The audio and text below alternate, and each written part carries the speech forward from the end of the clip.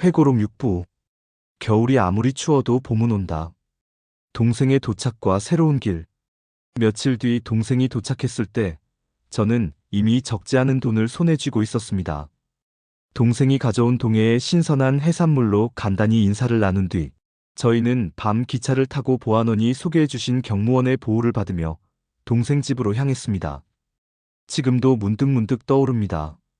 그 보안원은 제게 진정한 큰 은인이셨습니다.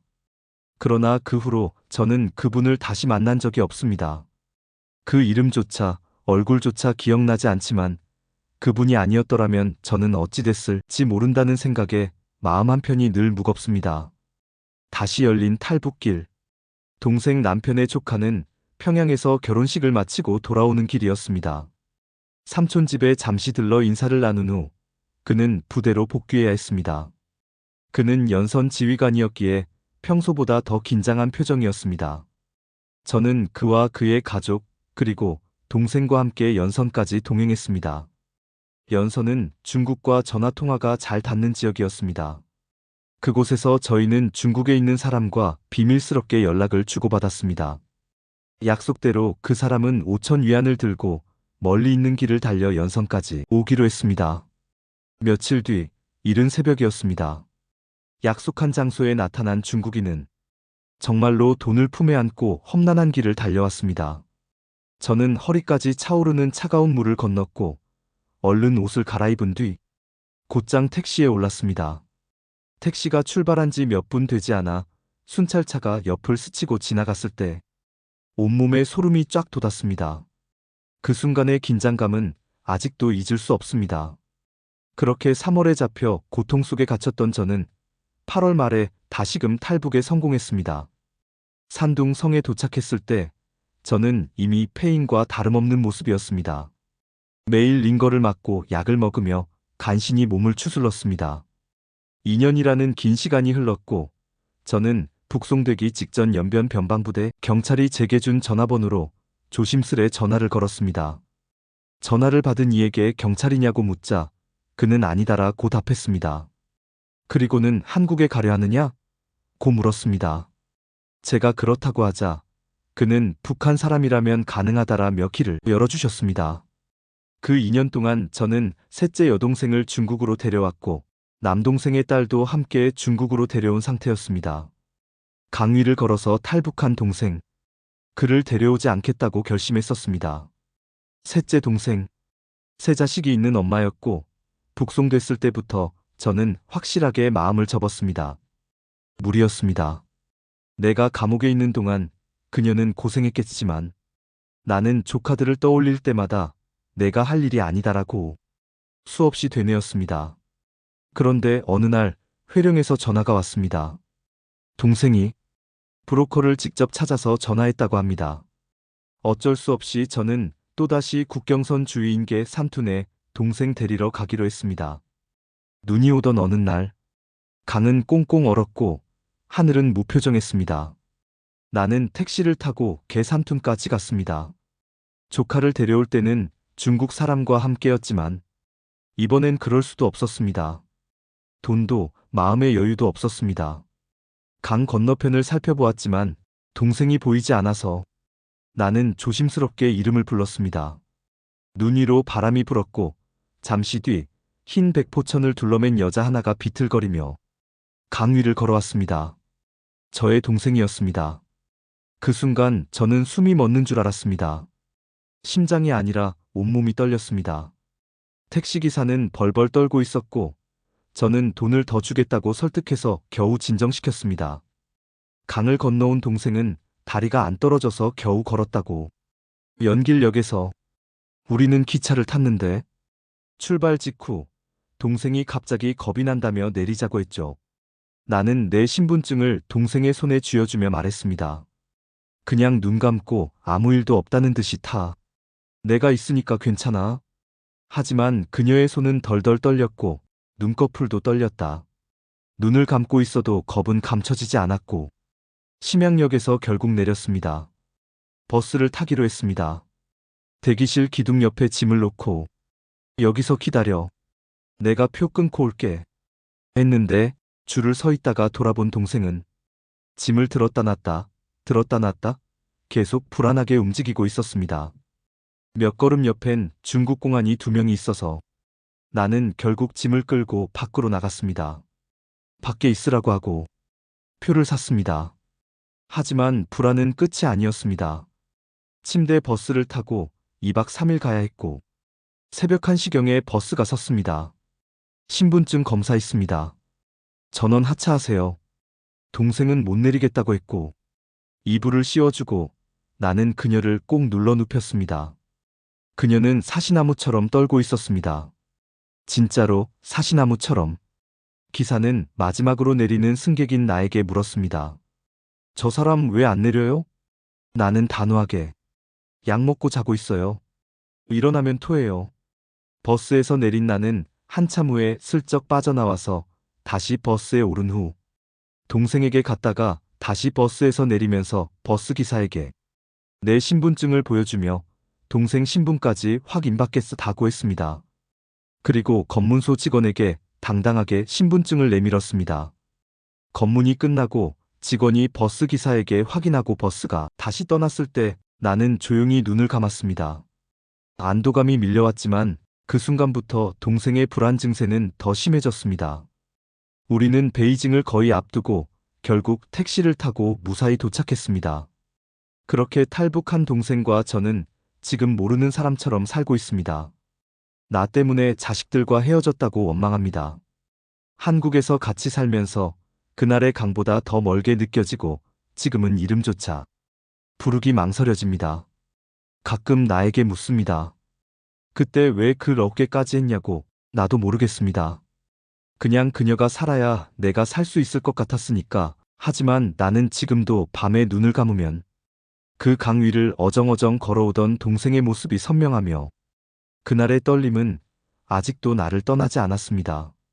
마침내 태국 수용소에서 그리고 한국으로 너무나도 많은 시련과 고난을 겪었기에 한국으로 가는 길은 오히려 담담하고 차분하게 느껴졌습니다. 잡히면 죽는다는 각오로 저는 수면제와 면도칼을 단단히 챙겼습니다. 마침내 저는 태국의 한 수용소에 도착했습니다. 놀랍게도 그곳에서 저를 첫 번째로 탈북시켜준 시누이를 다시 만났습니다. 저희는 일주일간 머무르며 오랜 시간 많은 이야기를 나누었습니다.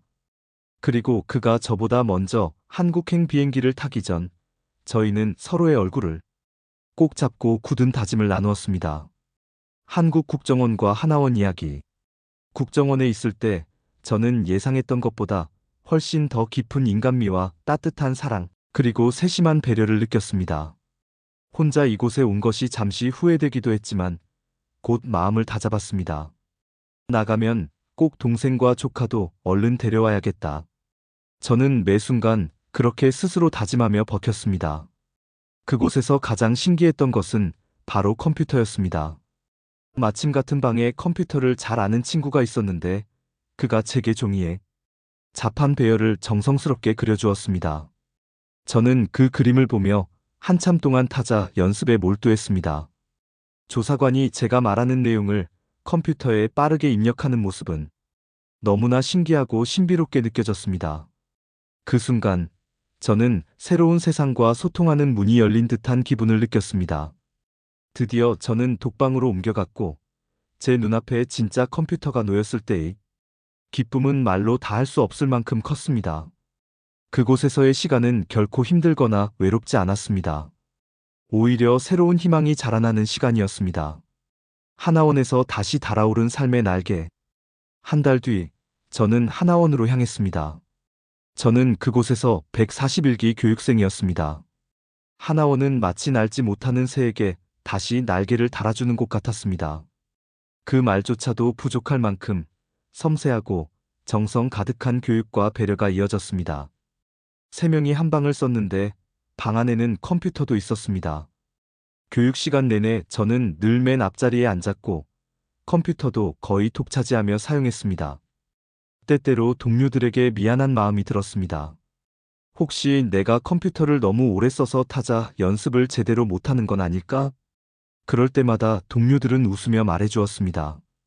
언니, 우리는 전혀 신경 쓰지 않아. 언니가 컴퓨터 만지는 게 오히려 신기하고 멋져 보여. 그곳에서 저는 간병인 자격증과 운전면허 자격증을 취득했습니다. 운전면허 공부를 위해 책을 얼마나 들고 다녔는지 책장이 너덜너덜해질 정도였습니다. 그 모든 노력이 제게 새로운 삶을 위한 든든한 밑거름이 되었습니다. 아마도 저는 평생 친정집처럼 따뜻하고 소중했던 그 하나원을 잊지 못할 것입니다. 그곳에서 저는 다시 한번 날개를 달고 새로운 삶을 향해 힘차게 날아올랐습니다. 임대 아파트 첫날 밤, 하나원을 퇴소한 저는 국정원에서 챙겨주신 옷들과 생활 필수품들, 그리고 하나원에서 받은 수많은 물건과 옷들을 두 손 가득 안고 임대 아파트로 향했습니다. 도착한 집은 깨끗하게 도배되어 있었고 새 장판이 반짝였습니다. 청소도 이미 말끔히 끝나 있었습니다. 그 넓은 집 안에 들어서자 저는 두근거리는 마음과 함께 이상하게도 마음 한구석이 무거웠습니다. 그리고 그 첫날 밤, 저는 뜬 눈으로 밤을 새웠습니다. 그 이유는 다름 아닌 휴대전화 때문이었습니다. 손에 쥔 그 작은 기계가 어찌나 신기했던지 저는 밤새도록 만지작거리며 놀았습니다. 화면을 누르고 문자를 보내고 사진을 확인하고 새벽이 될 즈음 뭔가 잘못 눌렀는지 휴대전화가 갑자기 꺼져버렸습니다. 그날 결국 매장에 가서야 겨우 다시 켤 수 있었습니다. 제 곁에는 고마운 사람들의 도움과 사랑이 끊이지 않았습니다. 적십자 단체, 하나센터, 그리고 저를 돌봐주신 담당 형사님까지 모두 제 곁을 지켜주셨습니다. 그렇게 많은 관심과 사랑을 받으며 문득 한 가지 의문이 마음에 떠올랐습니다. 나는 이 땅에 나무 한 그루 심은 적도 없는데 왜 이렇게 큰 사랑을 받는 걸까? 그 질문은 지금도 제 마음속 깊은 곳에서 조용히, 그러나 오래도록 울려 퍼지고 있습니다. 하나센터 교육과 첫 일터. 저는 하나센터에서 12일간 교육을 받았습니다. 선생님들은 매일 점심시간이면 먼 곳 맛집을 찾주셨고 하나라도 가르치려고 애쓰셨습니다. 가까운 곳에서 점심을 해결한 적은 단 한 번도 없었습니다. 달리는 차 안에서 내비게이션이 말을 할 때마다 궁금한 것을 참지 못하는 저는 차에 눈이 있어요? 라고 질문했습니다. 그 순간 차 안은 웃음바다가 되었습니다. 미안하다며 친절히 설명해 주셨지만 저는 그때 그 설명을 도통 이해하지 못했습니다. 교육이 끝나고 저는 운전면허 실기시험을 보았습니다. 1년이 지나면 필기부터 다시 봐야 한다기에 취업 전에 꼭 면허를 따야겠다고 다짐했습니다. 물론 일하면서 면허를 따는 것도 괜찮겠다고 생각했습니다.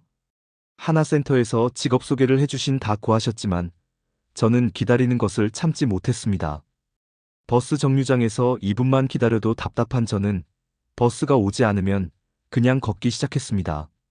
10분쯤 걷다 보면 버스가 오기도 했지만 저는 기다림이라는 무의미한 시간을 견디지 못했습니다. 그때 깨달았습니다. 저는 기다림을 잘하지 못하는 사람이라는 것을. 첫 직장, 모텔 청소. 교육이 끝나고 3일 만에 위층에 사는 동료와 모텔 청소 일을 시작했습니다. 저는 객실을, 동료는 화장실을 맡았습니다. 하루에 대실까지 합쳐 80개 방을 청소해야 했습니다. 아침 9시부터 밤 9시까지 이어진 노동에 국정원과 하나원에서 호식하던 몸은 금세 무너지고 말았습니다. 게다가 운전면허 학원이 모텔 근처라 저는 아침 7시부터 운전교육도 병행했습니다. 몸은 점점 더 지쳐갔지만 저는 포기하지 않았습니다. 동료는 한 달 만에 운전면허를 따야 한다는 이유로 일을 그만두었지만 저는 면허증을 받은 그날까지 묵묵히 일을 계속했습니다. 그러던 어느 날 저는 진짜 죽는 줄 알았습니다. 고열이 나면서 체온이 40도까지 올랐습니다. 이틀 동안 집에서 끙끙 앓았고 추워서 온갖 옷을 꺼내 이불처럼 덮고 있었지만 병원에 가야 한다. 라는 생각은 미련하게도 하지 못했습니다. 그러던 중 윗집 동료가 찾아와 함께 병원에 가게 되었습니다. 거울을 보니 제 입술은 다 터져 있었고 몰골이 말이 아니었습니다. 병원에서는 늦게 왔다며 주사와 링거, 약을 처방해 주셨습니다. 2시간쯤 지나자 열이 내렸습니다. 그때야 저는 비로소 깨달았었습니다. 아프면 병원에 가야 낫는다. 너무나 당연한 사실이었지만 그제야 저는 그 의미를 깊이 새길 수 있었습니다. 뜨개 방에서의 한 달. 하나센터에서는 여전히 아무 연락이 없었습니다. 저는 시내를 돌아다니다가 한 뜨개 방에 붙은 구인 광고를 보게 되었습니다. 일할 사람 구함. 호기심에 가게 문을 열었습니다. 나이 지긋한 사장님이 친절히 맞아주셨습니다. 저는 세터민이라고 어떤 일을 해야 하는지 궁금해서 왔다고 말씀드렸습니다. 그때 몸살 후유증도 남아 있었지만 뜨개질은 쉬울 거라는 생각이 들었습니다. 월급은 80만 원이었습니다. 그래도 하나센터에서 연락이 올 때까지는 그냥 해보자고 마음을 다잡았습니다. 사장님은 표본 하나를 주며 한번 떠보세요. 라고 하셨습니다. 생각보다 어렵지 않았습니다. 저는 공식 책자도 이해할 수 있었고 그렇게 일을 시작했습니다. 뜨개 방에서 하는 일은 손님에게 실과 바늘을 팔고 방법을 가르쳐주고 청소하며 짬날 때는 샘플을 떠보는 것이 전부였습니다. 처음 3일쯤 지나자 사장 언니는 출근했다가 곧 나가거나 퇴근할 때쯤 들어오거나 아예 안 나오기도 했습니다. 그럴 때는 시간 되면 그냥 퇴근하세요. 라고 하셨습니다. 10일쯤 되었을 때 남자 2명이 가게에 와서 사장님을 찾았습니다. 오늘 출근했나요? 사장님은 언제 오면 있나요? 또 다른 사람은 께 돈을 빨리 내라고 전해주세요. 라고 말했습니다. 저는 속으로 생각했습니다. 깨 사먹고 돈을 안 줬나?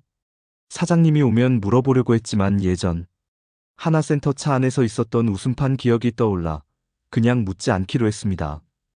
그 후에도 돈 받으러 오는 사람들이 자주 찾아왔습니다. 저는 점점 사장님이 좋은 사람이 아니라는 생각이 들었습니다. 그래서 한 달만 일하고 그만두기로 마음먹었습니다. 그런데 며칠이 지나도 월급이 들어오지 않았습니다. 담당 형사님께 말씀드렸더니 그날 저녁 바로 입금이 되었습니다. 그때 정말 마음이 든든했습니다. 청소인의 탄생. 그때 저는 여러 가지 일을 해봤습니다. 온실에서 일도 해보고 나무 심는 일터에도 가보고 도로에서 봉을 들고 차를 안내하는 일도 해봤습니다. 아파트 집마다 소독하는 일도 해봤으니 그야말로 온갖 체험을 다 한 셈이었습니다.